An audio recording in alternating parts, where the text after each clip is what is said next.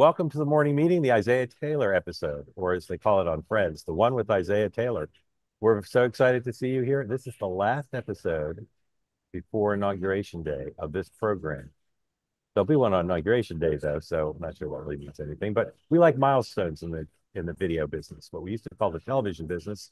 This is the morning meeting. Sean Spicer, star of Screen and Stage. Dan Turrentine, star of just about everything if you look at my inbox. And Nothing. I'm Mark Halperin, your tour guide through the madness. We're so happy to see you all. This program involves you and your participation. So if you're here on the two-way platform, you want to get in on the thing along with Isaiah Taylor, please raise your electronic hand. We'd love to have you be part of it. We want to close the week strong with new participants. So if you've never raised your hand before and you want to say something, ask something, check with Dan on how to buy pocket squares in bulk.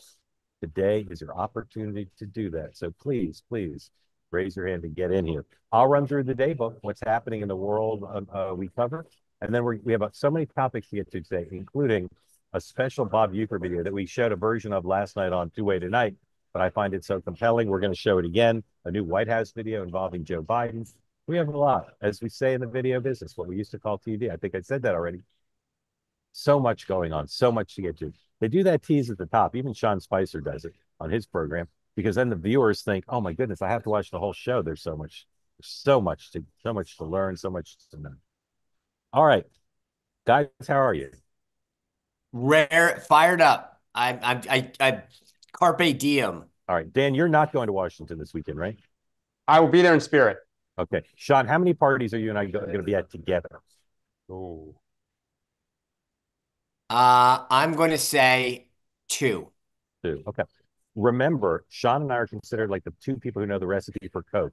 We never are supposed to fly on the same plane, but we are allowed to go to the same party, but we can't drink from the same punch bowl. So, But it's also like Michael and Janet Jackson. Some people wonder why we've never been seen together in the same place. yeah. Yeah, there's a little bit of intrigue. Yeah. I mean, I Okay. want like People Magazine type photos from you two all weekend, X, Insta. I ran out If of you're time, not but there, what are the name of the two women involved in the British spy scandal? Maddie something. What are their names? You know what I'm talking about? Rebecca Mercer, No, No. no, no, no, no, no, no. You know what I'm talking Valerie about? Plame? It's like Valerie Plame. Somebody help. Noah, what are the names of those two women? All right, you mean Patsy, the Profumo scandal? correct. What are the two women in the Profumo scandal? Jean something. What was her name? All right. Anyway, Um, I was gonna go into AI and I was gonna create pictures, Sean, of the two of us dressed like them at a party. Christine Keeler. Christine Keeler. Thank you. You were gonna be Christine Keeler because you look like a Christine. Anyway, didn't have time. Maybe for Monday. All right. Joe Biden today, 1:30, speaks at the U.S. Conference of Mayors. You know I don't like to make predictions, but I can. There you go. Mandy Rice Davis and Christine Keeler. I predict that Joe Biden will say to the mayors a version of this: "You all are where the rubber meets the road." I'm not kidding you. I'm not kidding. You all are where the rubber meets the road. That's what people say. When they Oh, speak to wait, the I'm mayors. kidding or no joke. I'm No serious. joke. I'm serious. You're where the rubber meets the road. I'm not being. What he used to say when he was a senator, he doesn't say much anymore. Is I'm not being solicitous. That's what he would say. Not being solicitous. Then the Bidens are going to Andrews Air Force Base, I think, just to say thank you to the staff. They've been doing a lot of that. The vice president, interesting. She will be in Washington, D.C., where she will receive briefings and conduct internal meetings with staff. These meetings will be closed press. I don't know what Donald Trump is doing, except is he meeting with Adams today or did he meet with Adams yesterday? He's meeting today is the report. So Adams flew down last night to meet with him today. We'll talk about that. Donald Trump has been receiving a lot of people. I think I've said this before here, and I know Sean knows it too. Some of the meetings get reported, but he's having a lot of meetings that aren't getting reported. JD Vance, don't know what he's doing. House is out. The Senate at 10 was expecting to vote on cloture on the Lake and Riley Act. I think they're going to have 8 Democratic senators or 7, but I'm not sure. I find it a little weird. Nobody seems to know, but they probably will. 10 o'clock, right as we're going off the air and I go to the dentist, the Supreme Court is potentially issuing some rulings, including maybe the TikTok ruling. We don't know for sure. On Capitol Hill, there's a confirmation. Just real quick on that, Mark, you saw yes, sir. It's almost a moot point. I mean, we expect the court to uphold it. The Biden administration announced last night that they are not going to enforce it, which I actually am a little not, regardless of the fact that I obviously support the ban on TikTok.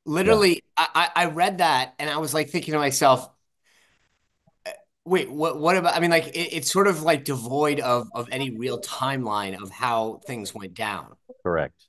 Correct. Um, Because as I understand it, I think Schumer's account of what he said to him is true, which is you need to get out because you'll cost us the House and the Senate. But then he provided no hammer.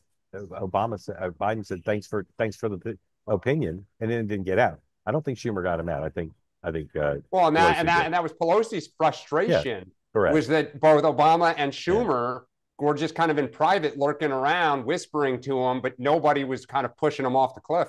Right. right. I want to. I want. Again, my angle is more, from a journalism standpoint, the New York Times continues to show, it was to me, it was like, wait a second, this story shouldn't even merit space. It's old, there's nothing new about it, and it's devoid of reality when it comes to the timeline and the consequences. Correct. But they have a book excerpts. They're pitching their book. All right. I want to show you two pieces of Biden video. The first is from his interview on MSNBC. I saw almost no coverage of the interview. It's like his last interview. Lawrence didn't ask him about Hunter, but here's one soundbite from that interview. 102, please. Well, the mistake we made was, I think I made, was not getting our allies to acknowledge that the Democrats did this. So, for example, build a new billion-dollar bridge over a river. We'll call it the Democratic Bridge, figuratively speaking.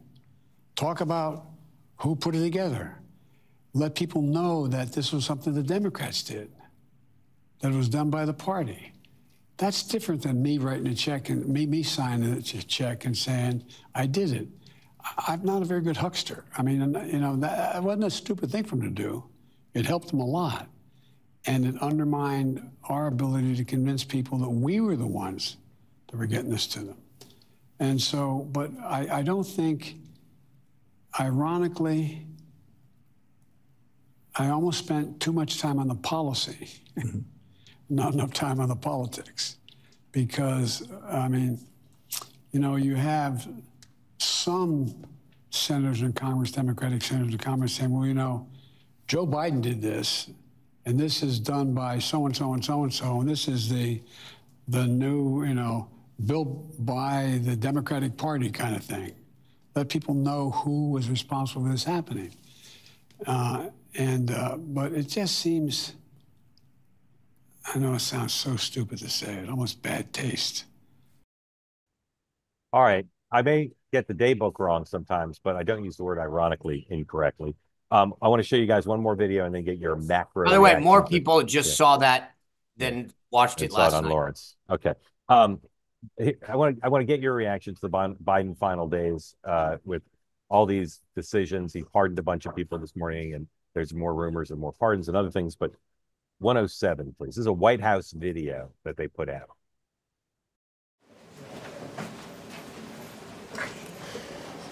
How are you doing? Good. How are you doing, sir? I've been outside, sir. Just a little drizzle, that's all. Okay. We enjoy it anyways. Yeah. That's a positive attitude. I like it. Have a good afternoon. I mean, you can have it. No. I need another one. It's a neat picture. Oh, cool. Yeah. Oh, that's perfect. I think that was the largest group picture I think I've ever taken. It's pretty cool. You got your dogs and your cars.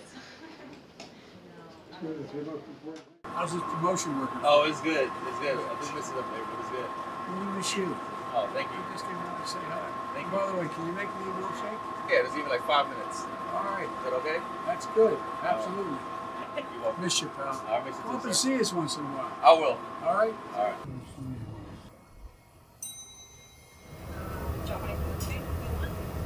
On it, sir. Oh, that's cute. Look at my grandson. Yeah. It's your turn, 30, isn't it? Yes, sir. 22. Thank you, sir. Thank you. Yes, sir. Don Spicer, you are a noted communications expert who's performed at the top levels of American politics and government. What do those two videos tell you about the intricacies of the Biden team's final day strategy? I'm literally sad. Deep breath. Deep breath. I can't. So let me start with a couple things. One, in the video where he's going down for those, just because that's the Navy mess, if you ever heard to refer to. So there's a window, it's a takeout window. You can get the food. To the right and the left are actual dining rooms. It's really like that's the one place you can actually get food in the White House proper. The staff that's there is, I mean, so it's actually, I'm actually think it's really cool they showed that. And then at the end, the black gentleman that you see greet is one of the residents' ushers who, like those guys, and I know him in particular, they are like the institutional aspects of the White House that make it run. He is, anyway, I just say that because I thought that part was really cool. I've seen Joe Biden do videos before. He's been at the Gridiron and a couple of these things. He is inherently, I think, can be a really funny guy. I say all that because I don't know if the same speechwriters put the video together, but it's just, to me, it's pathetic and it's sad. I say this as a guy who never supported Joe Biden politically or policy wise, but I've always thought that, like, this is a very sad way for him to go out. Let me just leave it at that. Dan, if you were advisor to Joe Biden and they showed you those two clips before they aired, would you have said, awesome, like that's great? Or would you have said, maybe we shouldn't have done the Lawrence interview, maybe we shouldn't have put that other one out? The second video, I'm not really sure what the point of it was. I mean, I guess it was like a behind the scenes kind of like look at the day of the president, but like you could have put that out anytime. Like, he didn't say anything. I didn't take anything away from it other than, to Sean's point, there's a little peek behind the curtain of the White House, but he doesn't say much. So on the video, like, not really sure what the point of it was. Dan, isn't that what you're getting at? Isn't that the point? You watch it and you go, what are you doing? Are you getting a milkshake? Are you saying goodbye? Are you thanking folks? Like, what? I watched that and I went, like, it kind of like there's no point. What are you trying to convey to me? That, like, I'm behind the scenes look. I want to show you what you never see in the White House. And I also think, like, Karine Jean-Pierre, not knowing who her colleagues are, he's walking around like, wow, this is kind of cool. Like, and I'm like, oh my God, is this your first time below the Oval floor? Because all that's on the first floor of the White House.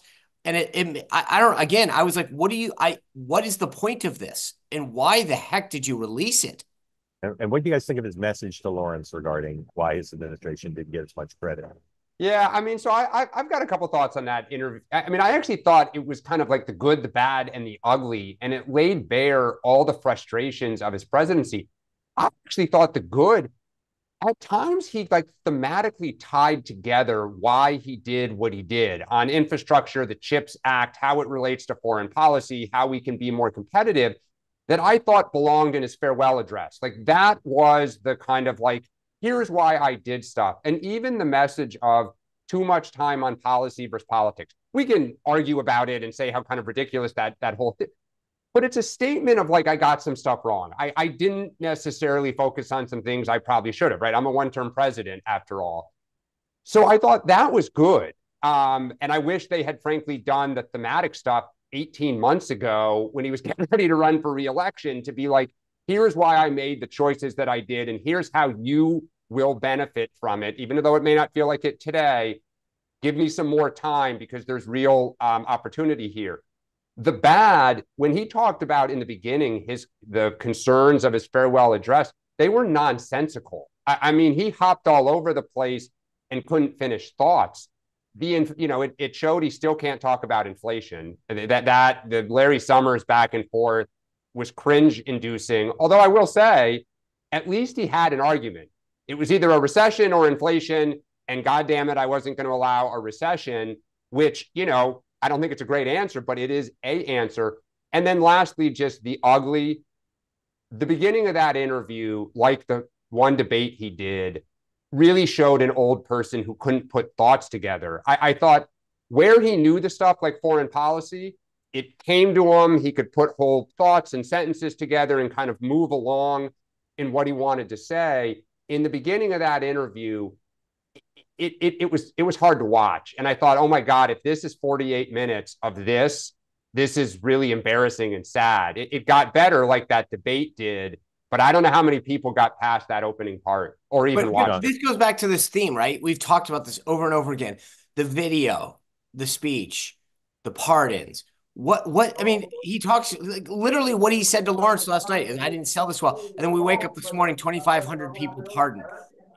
What you didn't tell anyone, you still like there's no follow-up with like, hey, here's what we're doing today. Corinne not coordinating the message with her. I mean, this is an absolute disaster at the end. And I actually truly, as a human being, feel bad that this is how he's going out because I like I said, I may not like his policies, but I don't it's after 52 years, this is it. I'm just going to keep chucking stuff out the window going, oh, got a little of that. Let's do a video. Let's do a speech. Let's do an interview. Let's pardon people. It is really, really pathetic how this is happening. Yeah, and I'm just amazed think, the staff is letting him do it. Well, but that's the point, Mark, is that there's an element. The one thing that you can say, we talked about this before, the staff knows his red lines, what he can and cannot do. But they also can coordinate this. This is what you do as the comms director, as the chief of staff. You know, you say to your comms director, do we have a plan? Here's all the crap that he wants to get done. Let's sequence it. There's something going on. It's so messed up. I don't know if Hunter's doing it or Joe. I'm just speculating here. There's something going on that's keeping the very professional, talented people who are still working the White House from doing sensible things. Well, someday maybe we'll know what it is. Well, and by the way, Sean, too, just it traditionally, all the things that you just said, you'd coordinate outside interest groups, Capitol Hill, like nobody is behind him and part of this. It's just like he's out in the wilderness. Well, I mean, Dan, hold on. We got guys. I would just say this, look, but Dan, as a chief of staff, you know this, that like you would turn to your comms people and say, okay, he wanted to get all this done. Give me, like, I need a plan to how this is going to sequence, whatever. No one would allow this to happen. Yes, no one. Let's talk about the incoming administration. There's very little leaking about what's actually going to happen. We know there are going to be a lot of executive orders. We hear they're going to be J6 pardons, but there's very little leaking, unauthorized leaking, and there's very little setting the table for what's going to happen. So, Sean, is that because they don't know yet because they're still scrambling? Is it because by design they want it all to be a surprise? Why do we know so little about what next week is going to look like? The same with the speech. We don't know very much about the speech. So I will tell you, just again, without getting like, I either think Monday's going to go really, really well, meaning that I know that there have been discussions about planning and whatever. I don't, whether they execute them efficiently, obviously, is something that we'll have to see. But I know that they are coordinating. They've thought about this. They're going to have, 100 of these things coming out, and I know that they know how to do it. Again, I only say this because obviously I don't want to. But what's the strategy? What's the strategy behind not previewing stuff? Are they ever going to preview it, or are they just going to do it? Shock and awe. I think it's going to be shock and awe. It's about my day one is this, and if we start doing it, it takes a little of the bloom off the rose. Okay. So I also suspect it's that if they don't want the opponent and the media and everyone to ready those stored. Like, obviously, J6, they know, like immigration, they know. But it is the surprise, the flood the zone, and just MAGA's going to go bonkers of like excitement. This is action versus, the Joe Biden, drooling in his soup. And you, the enemy, cannot, go ahead and pick one because there's 100 others that are going to swamp you. So I think part of this, though, is just to get to your earlier comment, Mark. I mean, these guys are operating in a much more cohesive team fashion for a variety of reasons. I mean, I will just tell you that, like, I had not read Trump's inauguration speech prior to him delivering it in 2017. We were very siloed. It wasn't like everybody kind of, it was, these guys are much, much more coordinated, much more familiar with each other as a team. And again, that's partly Trump, that's partly Susie, that's partly the people who are holding those roles. But, this goes to why you're not seeing the leaking. There's not these turf wars and centers of power. So one of the big mysteries in any administration is how empowered will the cabinet be? Some administrations let some or all of the cabinet secretaries have a lot of independence to go on TV, make announcements, to formulate policy. Others, like the Obama administration, very centralized. We don't know what this will be like, but put up 105, please. People in the chat, Sean talking about Susie Wallace. There's no doubt that the part of the organization now and in the White House is Susie and her very firm hand over and collegial hand over the process. Sean, these are the 3 incoming deputy chiefs of staff. Very diverse group. One has a beard, 2 don't. Sean, tell everyone a little bit about these 3 guys and why their role vis-a-vis the cabinet, the Hill, the power within the West Wing. How important will these 3 guys be and why?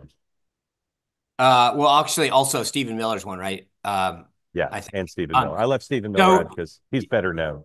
Right. So Dan Scavino was on your screen to at least the far left. I always get that one backwards. Scavino, obviously, he runs his social media. Dan doesn't necessarily have a portfolio or probably big staff, but he's probably the most influential of all of them. He's been with Trump forever. He has got unbelievable access to his technology, and he executes. Sorry to interrupt. Put the picture back up while Sean talks, please. Go ahead. So, I mean, Dan Scavino is the guy that runs all of his social media accounts. But more than that, like he is a trusted, close confidant of the president and everybody. I mean, when I had a problem or had a question, I'd call Dan and say, "How do I execute this? How do I fix this, etc." Like he is the most senior Trump whisperer that exists. In the middle is James Blair. He was the political director on the campaign. He is going to be head of oversee legislative affairs, political affairs. I think probably IPL, intergovernmental affairs, the liaison office, the public liaison office. Again, very trusted, very smart, a Floridian. And then the last person, the one bearded individual, Taylor Budowich, ran the super PAC on the outside before coming on the inside of the campaign. Very, very close to Don Jr. Very well respected within MAGA world as a messaging communicator. So he's going to have oversight, Taylor, that is, over the comm shop, over personnel. And I'm trying to think, I think he's got one other chunk in there. But like, again, these 3 individuals, along with Stephen Miller, Stephen is going to be the real policy guy, driving the agenda, the legislative and that. And then those guys, like I said, respectively, Dan is sort of the overarching, almost like the utility player floater guy. The other 2 will have massive portfolios though. Will those guys be more or less powerful than a cabinet secretary?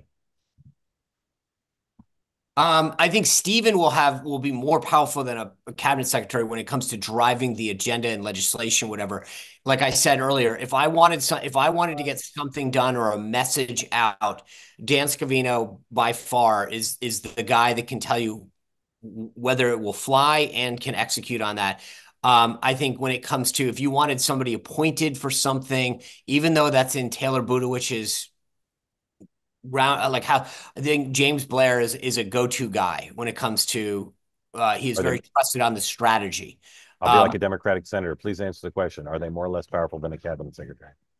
Collectively, very much more powerful. Okay. Dan, what do you think of those 3 guys? You know anything about them? I just know of them. I don't know them personally. Look, you're going to have really smart political people who understand messaging, people who understand the different tools that they like to use to get stuff out. So makes perfect sense. To your point, Sean, Stephen Miller knows the levers of government, the levers of Capitol Hill. He knows where the bodies are buried of enacting legislation. So as a team, right, they all have their own skill set and their own knowledge that they're going to bring. I think, Mark, to your point, it will be a very powerful cabinet because they're all on this is President Trump's agenda. I am enacting Trump's agenda. Traditionally, cabinet members, where they get in trouble and where like the Obama people really kept tight lids on, was freelancers, people who wanted to go home and run for office, people who wanted to go build their own brand. It appears so far that every one of these people owes everything to Trump. They are completely deferential and worshiping at the altar. And so as Trump doesn't want to get into the details of this. I don't think Susie Wiles wants to get into the details of this. So like Mnuchin, they can go execute, do what they want, but everything is in service of and at the direction of President Trump. And they'll say it publicly. Yeah, and that's absolutely true. I will say we've talked about this before. Proximity is power in the Trump White House, and so for those reasons, beyond the relationships matter, proximity matters in Trump's White House. Being able to walk in and say something, or I mean, frankly, I joked, in the past. I mean, I was in the Oval one day, and President Trump wanted to name China a currency manipulator, a promise that he had previously made, and he was like, "Go do it." And I was like, "Well, I'll call Stephen, the Treasury Secretary." Luckily, Stephen was in walking distance because of where the Treasury Department is. But my point is that Trump will largely, delegate and execute on who's there. So that matters most. That being said, to Dan's point, these guys have a relationship and an understanding of Trump that we didn't. I mean, he met Rex Tillerson for the first time a few days into the transition. He met Jim Mattis.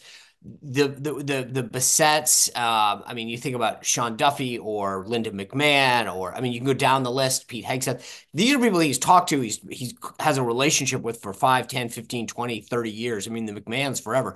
So like they can pick up the phone, they know what he's thinking, what his direction is, they can walk in at any time. The familiarity of both the senior staff and the cabinet cannot be overstated.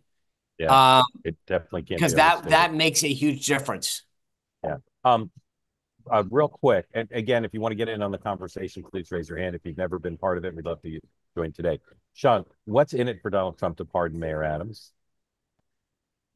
I think it goes to the larger narrative that the judicial system is engaged in lawfare, and he likes also people owing him. So it's like, I took care of you, buddy. Right. So what could Mayor Adams do for him with a pardon? Because if he gets a pardon, I don't think he's going to be mayor again. So what could he do for him?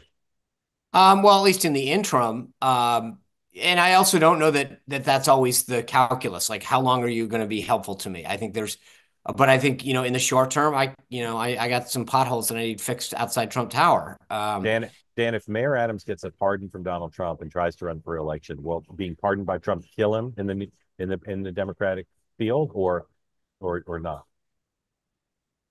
Likely, yes, but I think the politics of the city are changing a little bit right now. They're at a crossroads. And I think the reason Trump would do it is, I think if you asked him, of all the places in the country that you most would like admiration and respect, it is New York City. Like, it's his home.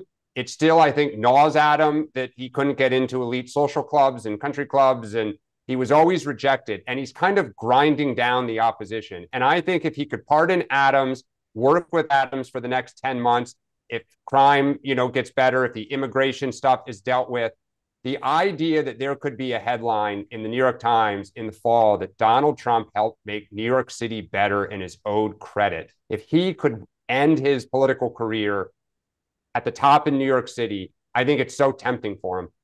Yeah, but I can't, I mean, like, getting back to this, what's in it for him, the notion that he gets to show it's not just me. The lawfare is far wide, and I'm going to right these wrongs. That plays into his narrative. That helps him. And, oh, by the way, see, I'm not just some partisan guy that does this. Blagojevich, Adams, I help Democrats too. I revised and amend my remarks. If he could give the middle finger to New York and then be the king of New York in that order, that's victory. Yeah. All right. One more thing. Bob Uecker passed away. And although he's known mostly for baseball, he actually offers life lessons, including for those in politics. So here's a short version of our great tribute to Mr. Uecker. And then, guys, I want you to say what each of your parties can learn from Bob Uecker. Please roll the videotape. Of all the things that I've done, this has always been number one: baseball. The commercials, the films, the television series. I could never wait for everything to get over to get back to baseball.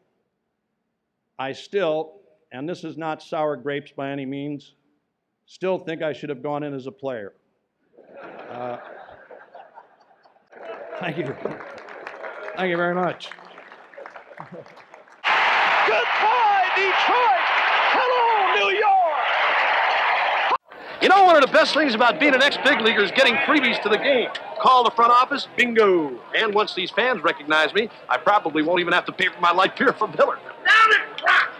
I love them. These fans know I drink light because it's less filling and it tastes great. Good seats, huh? You're in the wrong seat, buddy. Come on. Oh, I must be in the front row. Come on. Light beer from Miller. Everything you always wanted in a beer, and less. Good seats, hey, buddy. He missed the tag. He missed the tag. Oh, would you welcome Bob Euchre? Yeah, you know, Melia, a jock itch is a... Our clubhouse guy used to...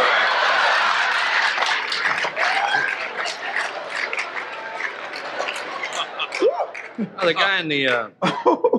guy in the clubhouse is a guy that caused it. Like if you didn't pay your dues on time, or if you're a little late with a tip, like when they did your laundry, right? Instead of rinsing the soap out, they'd leave the soap in there. You know. Yeah, like the next day, you know, you start running around, you start sweating a little bit, man. I'm telling you, you know, bad. Bubbles start coming out of your pants. I don't even know now if I peed in my pants or if this is champagne. I don't know. It's John, now that we've lost Mr. Euchre, I think consider you to be Mr. Baseball. What life lessons are there for the Republican Party and Bob Euchre? I don't know that the party necessarily, but I would say with candidates, don't take yourself too seriously. Dan. Just incredibly authentic and self-deprecating. He was a true icon, and also as a quasi-fashionista, those yellow plaid pants are unbelievable. They are unbelievable. All right. I loved it. Loved it. All right. Thank you, everybody, for joining. Again, if you want to be in on the conversation, please raise your hand. Mr. Taylor, if you're out there and you want to be part of the conversation, we want to hear about your trip to Mar-a-Lago, whether you had the meatloaf. But let's start back in Nashville, Tennessee, where we always belong. Jackson, welcome back. Tell us what's on your mind. Good morning. I have been listening the past week, and you referenced a couple of times about Mark Caputo's article surrounding all the money that is coming into the Trump campaign. I just wanted to be educated a little bit on the purpose of that money. Is that just a war chest for the midterms, or what can he use that for at this point? I don't quite understand the mechanics. So there's lots of pots, right? So there's money for a super PAC, and what they can use that for is advertising and grassroots organizing to support the legislative agenda and to support candidates in the midterms. There's also money for the inauguration. There's also money for the presidential library. And there's one other pot. Sean, what am I missing? RNC. RNC, right. So it's not really for a Trump campaign since he's obviously not running. But people, you know, can say, hey, I want to give you 10 million. And they can say, okay, give 500,000 to the library, give, you know, X to the RNC, give X to the super PAC. There's lots of different purposes for it. And well, actually, there is one purpose. Well, right. There's one for the put my name on an FEC filing, so that I can say I gave. They're giving for one purpose, but the recipients can use it in different ways. And it'd be interesting to see if he keeps at it, because with the majorities in Congress, with Trump, lots of people trying to get on the good side of Trump, and we see this with the tech folks and the crypto folks. Like, he could break all records, I think, this year if he wants to. If they put the time in, he could break every record for fundraising in a first year, particularly the fifth year of a presidency, because just the circumstances are such that it's very ripe for that. Dan.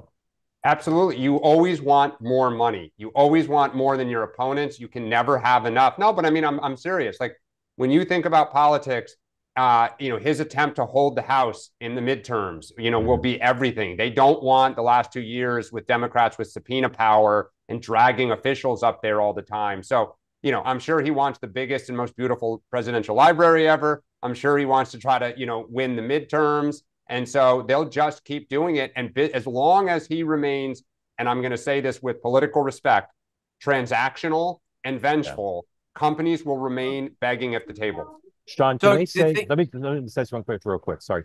Can they say to these people, we want your money, and by the way, don't give any money to Democrats? Can they get away with doing that? Yes. I mean, do you think that's happening? It would. I mean, they did it after J6.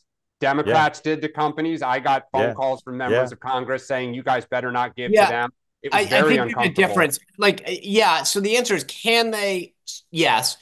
I think the difference was that there was this, like, they used January 6th to create this schism and say, all right, Facebook, Ford, you big Coca-Cola, don't give contributions to election deniers or anyone, and make it public so that you can on the right. But what they can say in this case is, we want your money, and you're trying to get back on our good side. You want to get back on our good side. We want your money, and we don't want to see a single that ties to a into Democrat. Yeah, that but ties into I mean, that's the Tom DeLay project. I mean, that is exactly what Tom DeLay did to K Street. Yep. Correct. Sean, yes. The other thing that I think is fascinating, and this gets into the broader point of the question. I don't know the answer to this. This would actually be a good James Blair question. But from the reporting, to your point, they're going into several pots, right? The RNC is great because they actually do fund a lot of the presidential political stuff. So if the president wants to do something in the next 4 years, it's not an official act, or all those trinkets that you see him handing out, either party, those get paid for by the national party. So there's a lot that the party funds for the president politically that's not official government functions.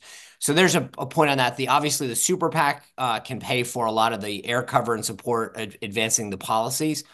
But my bigger, broader question that goes back to all of this is that if I were a James Blair, for example, I would have a plan to say, here's where I want you to give the money because we have a greater hand in controlling it. You give the money to the RNC, it's de facto. You're running that place. James Blair is de facto the shadow chairman, as any political director is. This isn't a slight of the national party. That's their role when you're in power. So my bigger question is, do they have a strategic plan? Are they saying, we want you to give money here, we want you to give money here because we want to achieve X? Like we need it for air cover for our policies, ads. But I think that's, to me, the more intriguing thing, because this money is flowing in. We've already seen over $500 million come into the coffers of these public organizations. Yeah. And if I am James Blair and you're giving it to a super PAC that I don't want to have it, or isn't shown me how they're going to support our agenda, that's a wasted dollar. Yeah. I got to say, if I were the Democrats, I'd be really afraid that they have no argument to make to get checks from people right now. Right. Jackson, thank you. All right. Now, here's Isaiah Taylor. Mr. Taylor, we have so many questions for you. For those who weren't here yesterday, we were joined by another gentleman named Taylor, bearded 50-year-old grandpappy. Isaiah, I'd unmute you again. Isaiah, was that your dad on yesterday's show? That guy? That's right. That was my father. He texted me yesterday while I was in Mar-a-Lago and said, "Hey, we were just talking about you on Sean Spicer. So glad to be here this morning." To answer your question, no, Thank you for properly. Thank you for properly. My parents sorry, refer to this show as Sean Spicer too. So all good. That's right. Isaiah, are you still in Mar-a-Lago? Are you still in Palm Beach? I'm in West Palm Beach this morning. We'll be flying out later today. Did not stay in Mar-a-Lago, but had dinner there last night. To answer your question, I didn't get the meatloaf. I got the prime rib instead. Did you do the chocolate cake? No, and unfortunately, I was given a bad tip. I had way too much prime rib. I got the lobster mac and didn't have any room for dessert. But I did have. Was the buffet last night? It was not buffet last night. We had dinner service, and I consumed an undisclosed amount of Rostinis as well. So shout out to our excellent bartender at Mar-a-Lago. All right, Isaiah, we like your dad. You look so young for your age. I would have carded you, just so you know. But and we don't want to screw up your business thing. But we got to confirm some of the facts, because your dad might have just been a proud grandpa bragging on you. Did you meet with Elon Musk yesterday? You may not want to say. I probably shouldn't. Okay. Yeah, I'm not sure if I should say who's in there. Tell us in general. What is it true that this is your third trip to Mar-a-Lago during the transition? That's right. Yes. This is my third time down here. So nuclear tell us about your business. Tell us about your business and why you're pitching folks in Mar-a-Lago. Yeah, so we make nuclear reactors. I have a nuclear energy startup. This is something I was inspired to do after my great grandfather's work on the Manhattan Project, actually, in 1942. So we make nuclear reactors. We make small modular reactors, and we're trying to make them in the U.S. And it's really difficult to do that. The nuclear is sort of a species of an overall problem that the Trump administration wants to try to fix, which is that it's impossible to build things in the U.S. anymore. It's hard to build things at speed, to build them cost effectively. Companies are finding it much, quicker and easier to find, other countries to build, complicated technology. And we're trying to change that. You saw that the Trump administration said that anyone, investing more than $1 billion in the United States is going to have accelerated permitting. And so we're kind of breaking that down into what that might look like for nuclear. Isaiah, how old are you? I'm sorry, you muted yourself there. You're unmuted. All right. Well, we'll just Yeah. stick with the hotel Yeah. lobby background Yeah. noise. It's all right. Looks like the yep. You're good. How old are you? You're 25? I'm 25. That's right. 25. And are you a scientist or a business guy or both? I'm a high school dropout, if you must know, actually. But okay. Tell everybody yes. tell everybody this wasn't hard enough for you. There wasn't enough nuclear physics. Tell everybody the name of the company. The name of the company is Valor Atomics, VALAR. That is Lord of the Rings reference. No, I didn't steal it from Palmer Luckey though. We've been thinking about this one for a long time. And do you own the company yourself? That's right. Yes, I'm the founder and CEO. All right. How big is a small nuclear reactor? Size of so, what? Yeah, small nuclear reactor. No, think about like 2 or 3 buses kind of stapled together is the size of a small reactor. Most reactors are very, very large. A small reactor is a couple buses. But the nice thing about that size is you can manufacture it, which makes it much cheaper, and we really want to do that here. And have you already made some and sold some?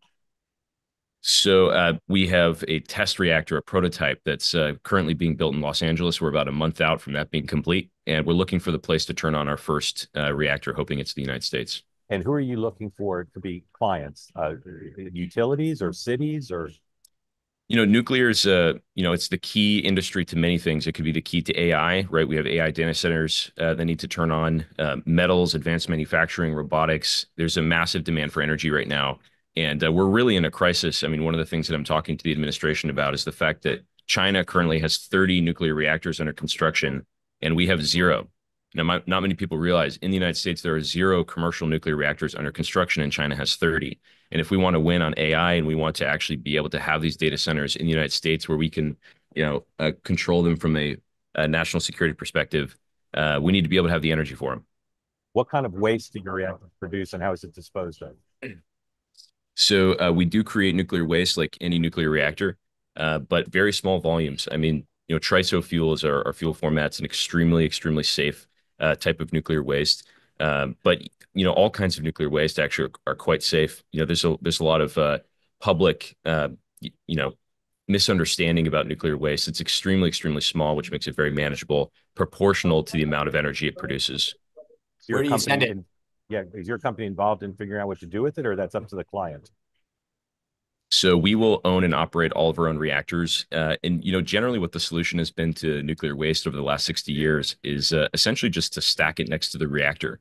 There's this sort of crisis in the 60s and 70s. What do we do with all this nuclear waste? We looked at Yucca Mountain. We didn't want to do Yucca Mountain. And eventually the solution was to do nothing. We just continued stacking it next to the reactors. And it turns out that nuclear waste is so safe and so small that that's a perfectly fine solution. Now, eventually, I think nuclear waste will actually become nuclear fuel as advanced reactors come online and we actually begin to consume what we're currently considering to be nuclear waste. Right. So I think this is sort of a 30-year problem. That's not a problem at all. All right, I'm going to ask you 2 more questions, and I'm going to turn you over to my colleagues, but we're really grateful to you for making time. Of course. You're 25 and a high school dropout. So how are you getting these meetings with the incoming administration?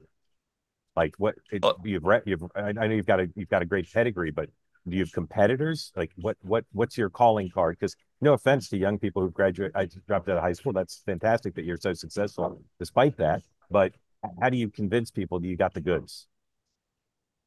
Well, first of all, I think that there's a massive difference between this administration and the last. We were working with the last administration as well, but the fact that we have an incoming president-elect who is open to these sorts of comments and this sorts of feedback, setting the agenda, helping think about how we actually do make America great again, I think is a massive contrast. Just the amount of airtime the president's walking around, shaking hands, talking to people, willing to have input on policy. The people around him are like that as well. I mean, just from our perspective as a company, this is a huge contrast that we're really grateful for. So, I think that, why am I part of the conversation? Really just because I've been obsessing about this problem for the last 10 years. And I think it is a real national security problem that we aren't able to build nuclear reactors, and China is. We have to fix that immediately. Yeah.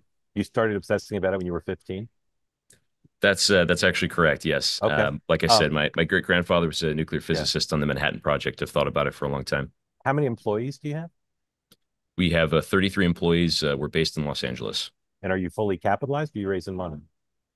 Yeah, we've raised a couple of funding rounds, doing quite well. Well, we're a startup. We raise about every year. So yeah, How much have you raised so far?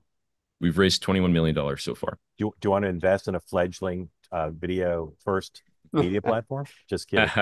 Sean Spicer. Sean Spicer. I would just say, Taylor, we thought your dad, studly looking 50-year-old grandpa, was impressive. That's right. That's right. I think you're pretty impressive, Sean. I want to go back to what Mark was asking. So walk through, how did you, I mean, strategically, but then also, how did you get hooked up to say, let's go down to Mar-a-Lago? Do you have, is it, you mentioned Palmer Luckey, who's just, for obviously the founder of Oculus and things like that, but also married to Ginger Luckey, who is now actually the sister of Ginger Luckey, who's married to Matt Gaetz. But I mean, how did you get connected to Mar-a-Lago and to the president's team? There's a couple different connections, but I think that it's not that difficult if you really have something that the Trump administration immediately can see could be impactful to the economy and to national security. I mean, this is not something that I thought I was going to be involved in. A year ago, we were loosely involved with the Biden administration, just in the normal channels to do business. Well, but I don't mean it is actually. I mean, there's a lot of people with great ideas that don't go down and have dinner at Mar-a-Lago, and I saw one of the you were obviously speaking down there too. I mean, that's not to be. I mean, you something you did or someone got you that, and that's a pretty big feat. So, to be 100% honest with you, I actually think that this administration is eager to figure out, and maybe this is a contrast from even the last one, 4 years ago, is that this is different in that they are looking for feedback. They want to know how to do it right. And so if you're able to walk up with data and with, a one pager right. that says, I'm not, this is how Isaiah, we do it. I'm not right. Again, I apologize because time is short, but like, I agree with you. Obviously, they're very open to it, but somebody has to. It's not like they're scouring the internet and saying who's got a good idea. What was that nexus that got you to say, I have a great idea, you're receptive to the idea, can somebody make a love connection here? Yeah, you pick up the phone and you start dialing. I picked up the phone about 3 months ago when Trump won. Anybody I knew who was sort of related to the administration said, hey, I think I know how to fix this problem. And one person leads to the other all the way up the chain. And as long as you have the data and you're serious. Yeah. Dan, before you jump in. Isaiah, when I was a lobbyist and we were pressed on this stuff, we'd say, we don't reveal sources and methods. Good for you. Okay. You got that. I will copy and paste that one, Dan. I appreciate it. Thank you. Dan, before I turn it over to you, President Trump just put on Truth Social, I just spoke to Chairman Xi Jinping of China. The call was a very good one for both China and the USA. It is my expectation that we will solve many problems together. And starting immediately, we discuss balancing trade, fentanyl, TikTok, and many other subjects. President Xi and I will do everything possible to make the world more peaceful and safe. And that starts with working together jointly with Isaiah Taylor. All right, the last part I made up, but the rest of it is true. Dan, go ahead. So as a Democrat who's been, heartbroken and frustrated about the last few years, you said that this administration is much more receptive. Did you just get roadblocks from Democrats? The Biden administration, did they not respond to calls? Like, just as someone trying to learn, how can the party be better? So there's two things. First of all, nuclear policy has suddenly become bipartisan in general. So the Biden administration did pass the Advanced Act, right? So Joe Biden signed the Advanced Act into law, which is, trying to accelerate nuclear. It's, not enough. We need to do a lot more, but it did suddenly become, bipartisan, which is amazing. But just on the details of how these bureaucracies run, yeah, we found it to be just a more closed door, a little bit more about, who and can you get the right, influence at the right time. Whereas the Trump administration was much more about the story that you're telling. And if you have a way that you can actually make America better, walking up and saying like, look, I'm nobody from nowhere, but I've studied this issue and I know how to do it. You can get an audience. And I think that is different. Isaiah, are you on TikTok? I'm not on TikTok. We've thought about it, but we'll go on TikTok if an American company buys it. How about that? Okay. So tell people if they want to learn more about your company, where do they go? So you can go to valoratomics.com, VALAR atomics.com. Also follow me on X. Okay. We look forward to staying in touch with you. We'd love to know how this ends up. And if you want to bring us to the next meeting, I can tell you what to order. Fantastic. I would love it. I love a dinner guide. Appreciate it. You're welcome back to Sean Spicer's morning meeting anytime you want to come. So please come back regularly. Travel safely home and bring. How many of your dad's grandkids are yours? 3 of them actually. Okay. Spend a little bit more time in Northern Idaho, please. We'll do. He misses. Sounds everybody. good. All right, Isaiah. Awesome. Thank you. Thanks, Mark. Thanks, Dan. Thanks, Sean. Appreciate it. Great American story. Incredible, right? All incredible. All right, Chad, welcome in. Tell folks who don't know. Oops, sorry about that. But yes, I'm telling our 15-year-old that he needs to watch today's episode. Yeah. Isaiah's an inspiration for people. And again, just to be clear, I'm not pro graduating from high school. If you got the intelligence that young man has, it's all good. It's just sometimes in our society, people are looking for an descriptive badge. Mr. Thorpe, welcome in. Tell folks who don't know where you are, what's on your mind. Hey, good morning. First time to be on here with you guys. Listen all the time though. I'm in Grateful to you. Dallas. Thank you. Yes, Yeah, sir. I'm in deep blue Dallas. I'm a little more on the conservative side, but it's fun. It's always interesting, and Texas is always red, but I live in a very blue city, so it's always interesting. But I was just very curious your thoughts. I mean, there's been a lot of talk about it since the election, but I'm still just baffled by the flip of the switch from Trump is the worst to everybody seems to love him now. And you know, elections will do that, I guess, but the first one didn't. And so it's just so interesting to me the difference between post-election now versus his first election. Chad, He's just go ahead. Yeah, well, it's an incredible topic. We've talked about it some here, but I think it's from an anthropological, sociological, political, societal point of view. It's an incredible question. I'm going to let my colleagues, because we're short, we got to end on time. But thank you, great question, Sean, and then Dan. We'll take a first crack at it, but we'll be talking a lot about this going forward. Sean. Yeah, not enough time to get really into it, but I would just say that I think two things have happened. One is that people have realized that there's a lot of support behind Trump's policies in a way that there wasn't, or that people didn't understand maybe from 8 years ago. And therefore, and then some of it is just political reality, which is he's the president, the Republicans are ruling, and we need to get on board. So some of it is a recognition and some of it is a reality of the political environment. Well said, Dan. Yeah, and I'll just add, agree with both. Acceptance. Democrats did not think he really won in 2016. Right at the time, it was like the Russia stuff and everything. Now there's just this grudging understanding that he won. Chad, thank you for joining. Really great question. As I said, hope you'll come back regularly. I really appreciate it. I'm sorry to be a little bit rushed, but we spent a lot of time with Taylor. Chad, you want to invest in Taylor's company? Oh, I wish I would. I wish I could. Okay. Thank you, man. All right. So I'll be on tonight, 6 o'clock Eastern time. Sean, I'm going to start calling that show the Sean Spicer Show too. 6 o'clock tonight. There's the real one. Exactly. Last show of the week up against the real Sean Spicer Show. But I'm trying to create like a fake Chinese clone version. Then Monday morning, 9 a.m. Eastern time, we'll be back for the morning meeting at our regular time. And then on Inauguration Day, 11:30 Eastern time, I'll be hosting our special two-way coverage. All the other coverage of the inauguration is one way. You want to be part of the conversation, watch the speech with us, the swearing in, please do. We'll be doing live commentary, and then afterwards we'll take your questions. That's Monday, 11:30 Eastern time on Inauguration Day. And then skipping forward, don't forget, February 2nd, Washington, D.C., our first DC area live event from the Pearl Street Warehouse. Sean, Dan, and I will be there. We'll do a live version of the program. We'll take your questions. You can meet other members of the two-way community. And I promise balloons and special guests. And when I say balloons, I don't just mean like helium balloons. I'm talking about balloon animals, donkeys, elephants, all sorts of things. Maybe. I can't promise that. Grateful to everybody for joining. Isaiah, particularly excited to follow your progress, and I hope it was clear to you how impressed we all are with what you're doing. And we were so taken with your dad's description and how proud he is of you. But great American story, and we all want to buy nuclear reactors now. We just got to find room for something the size of 3 buses. But please stay in touch. I will see everybody at 6 o'clock tonight. Oh, Brian, are you there? Real quick. And guys, enjoy the festivities this weekend. Hey guys, how you doing? Brian, 20 seconds. What's going on at the farm? What's going on at the farm? A lot of stuff.